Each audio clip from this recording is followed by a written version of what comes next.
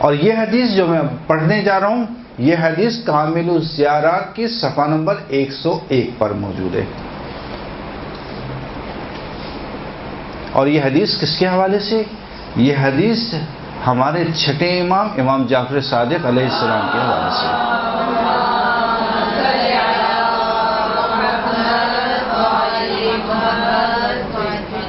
راوی کہتا ہے کہ میں تعجب میں ہوں کہ جس دن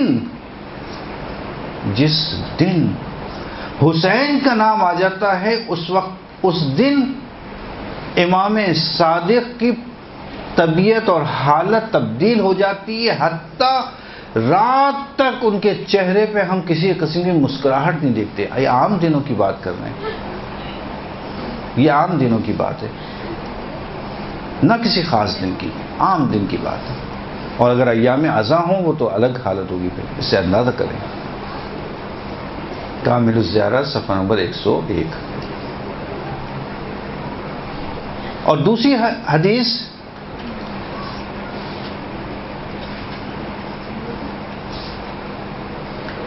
کہ امام، وہ بھی چھٹے امام سے روایت ہے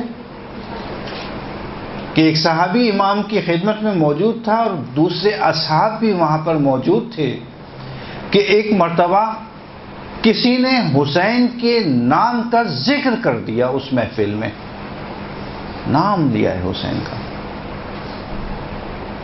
بس حسین کا نام سننا تھا کہ امام جعفر صادق نے بہت گریہ کیا، اتنا گریہ کیا کہ ہم سب نے مل کر ان پر گریہ کیا. اور اس کے بعد امام نے سر کو بلند کیا اور فرمایا، کوئی مومن ہو ہی نہیں سکتا. ابھی غور سے سنو، کوئی مومن ہو ہی نہیں سکتا کہ جو حسین کو یاد کرے اور ان پر گریہ نہ کرے. یعنی تعجب سے امام فرما رہے ہیں کہ جو حسین کا نام سنے، ان کو یاد کرے اور اس پر آنسو نہ بہائے، گریہ نہ کرے. اچھا، مومن سے انکار کرے، مومن نہیں ہو سکتا ایسا. بہار الانوار علامہ مجلسی، جلد نمبر 44 صفحہ نمبر 304.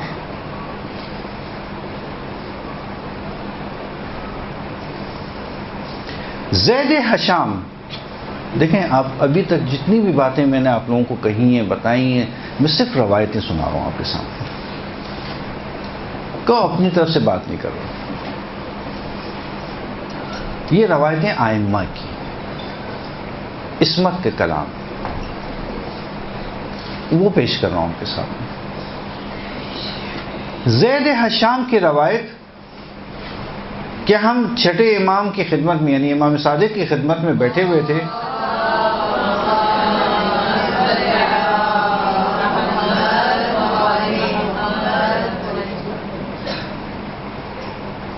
کہ ایک عرب کا مشہور شاعر جعفر بن عفان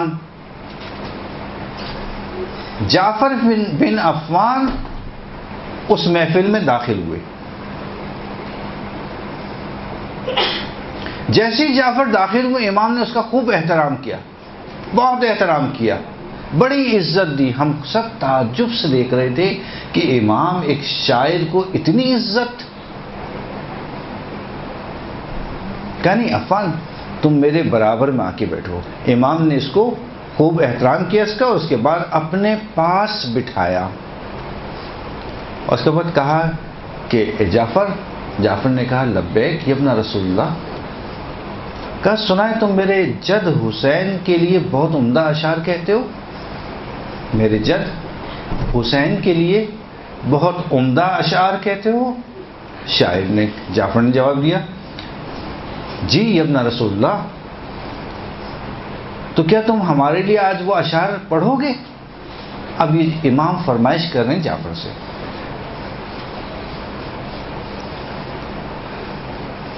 کہا جی مولا، کیوں نہیں. اب جعفر نے اشعار پڑھنا شروع کیے اور امام نے گریہ کرنا شروع کیا، یہاں تک کہ ان کی آواز بلند ہو گئی گریے سے، اور اتنے آنسو جاری ہوئے کہ ان کی محاسن اس سے تر ہو گئی۔ امام نے کیا فرمایا؟ امام نے کہا اے جعفر، معلوم ہے اس محفل میں اللہ کے مقرب ملائکہ بھی تھے جنہوں نے تمہارے اشعار پر خوب گریہ کیا۔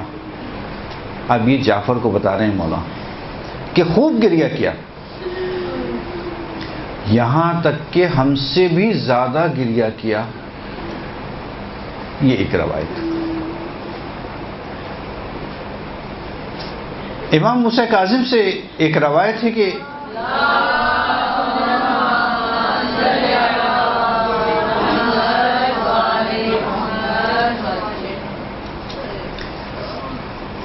جس وقت محرم شروع ہوتے تھے تو میرے بابا کے چہرے سے اصل مسکراہٹ چلی جاتی تھی۔ محرم قریب ہے، نیا لباس، انتظام، مجلس کے لیے انتظام کرنا ہے، بالکل صحیح ہے۔ اب موقع لگا تو انشاءاللہ بتاؤں گا کہ کس طرح سے انتظام کرتے تھے آئمہ نے مجالس کیے۔ شاعر دیبل خزائی امام کی خدمت میں پہنچے، کہا دیبل اشعار پڑھو۔ دیبل نے اشعار پڑھنا شروع کی، امام نے خوب گریہ کیا، اور گریہ کرنے کے بعد کہا دیبل رک جاؤ، روک دیا دیبل کو، اور یہاں روکنے کے بعد حکم دیا کہ پردہ لگاؤ۔ اب پردہ لگائے گا،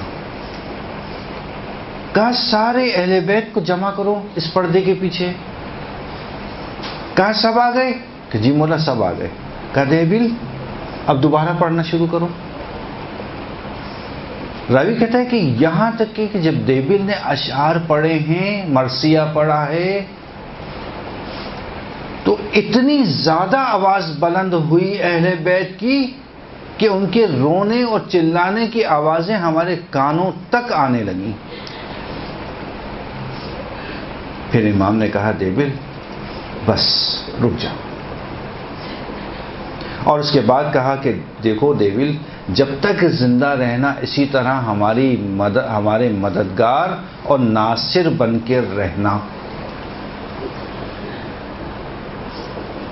کیوں؟ اس لیے کہ حسین پر گریہ کرنا تمہارے گناہوں کو مٹاتا ہے۔ یہ روایت ہے، اس کا ایڈریس بعد میں بتاتا ہوں ابھی آپ کو۔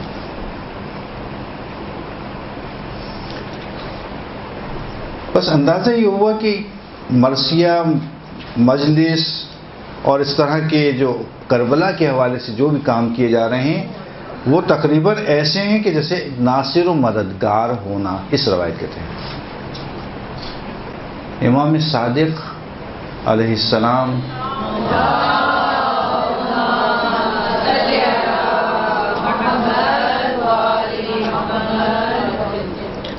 چھٹے امام اپنی جانماز، غور کیجئے گا اس روایت پر، روایت پڑھ رہا ہوں، کچھ بھی نہیں بتا رہا آپ کو، روایت سے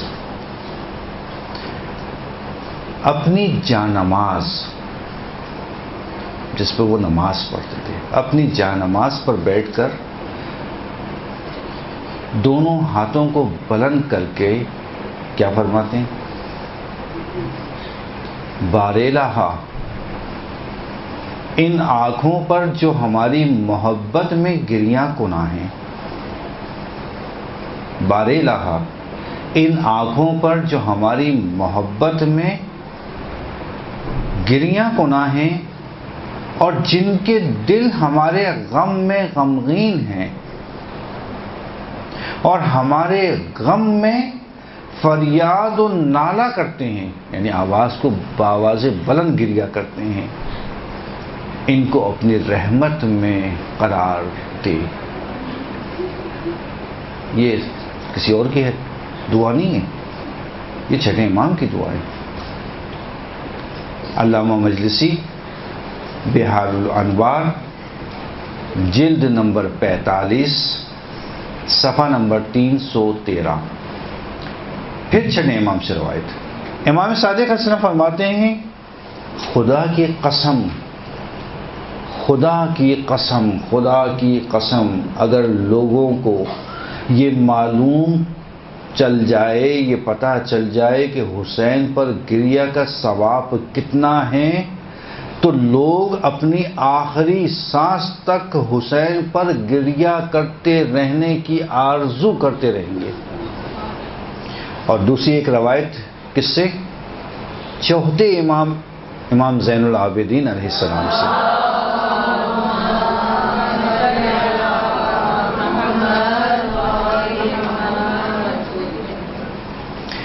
راوی کہتا ہے کہ امام سجاد کو میں نے دیکھا کہ امام سجاد سجدے میں ہیں اور دعا مانگ رہے ہیں بڑے بلند آواز سے.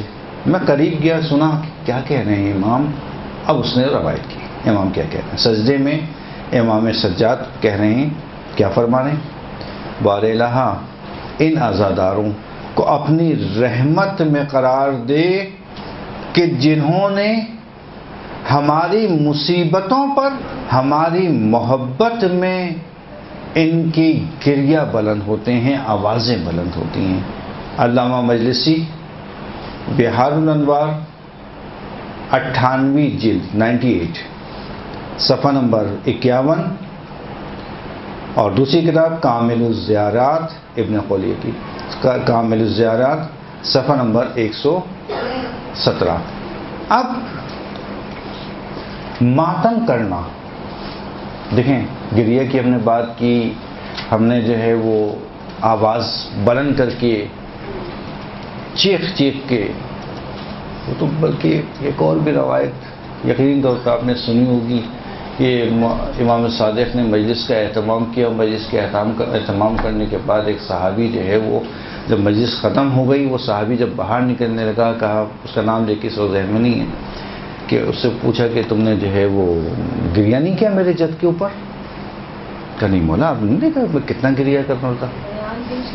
ہاں ریحان بن شبیب پر معروف ہے، اور مجالس میں عموماً جو ہے یہ پڑھی جاتی ہے روایت. ریحان تم نے گریہ نہیں کیا ہم پر؟ کہ مولا وہ اتنا تو گریہ کیا. دیکھیں کہ نہیں ایسے نہیں، میں دیکھ رہا تم گھٹ گھٹ کے رو رہے تھے، تمہارا جو گریہ تھا وہ گھٹ گھٹ کے تھا، یعنی اندر اندر رو رہے تھے، گریہ کر رہے تھے. اس طرح سے نہ رویا کرو، اس طرح سے رویا کرو کہ ایسی ماں کہ جس کا جوان بیٹا اس دنیا سے چلا گیا ہو. السلام علی الحسین